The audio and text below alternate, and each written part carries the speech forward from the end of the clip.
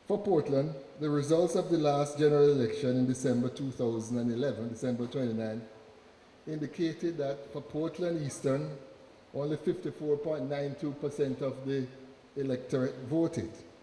For Portland Western, it was 67.34. For PD 14, which was right here, the turnout was 53.3%. It tells us that only half the people of this parish are participating. I can't imagine flying on a plane from here to Miami with one engine. We need to have the full force of the people of this parish, ensuring that there's a right level of accountability, ensuring that those development plans which you have crafted are properly implemented. For Portland, overall, it's only around 31,000 persons who are making the decisions for 80,000 persons. You will find that where there's free and fair elections and where there's full participation, there's greater levels of accountability. People go to Parliament and argue for the parish. I tried to search at least last year to see how many times Portland came up in the House of Parliament. I kind of couldn't finish the search, but after a long search, I don't think I found you once, which told me that you need to increase that level of participation, ensure that your members of Parliament are fully accountable to you, and ensure that those development plans are properly resourced. Where you have greater levels of participation beyond the half that's here, you have less corruption. And corruption, as you have heard, leads to economic losses. Corruption is like a hose with holes in it pumping water. Most of the water leaks out to places that it was not intended. And so, if we are going to grow Portland, St. Mary, and St. Thomas, which are not dissimilar, in fact, some say these eastern parishes are almost forgotten parishes, that we need to ensure that there is participation. We need to ensure that the elections are fair. We need to do as the young people just said, not sell the vote for 2 for 1 and that sort of thing. We need to give our vote, ensure there's full participation, ensure there's accountability. Where there's greater participation, there's greater compliance, there's greater accountability, and there's a better society, there's economic growth for all. My friends, today hopefully is a starting point where you begin to value yourself, accept your own identity, and by so doing value your vote. Vote with the confidence that the Electoral Commission of Jamaica is putting in place a system to support fairness. Thank you very much.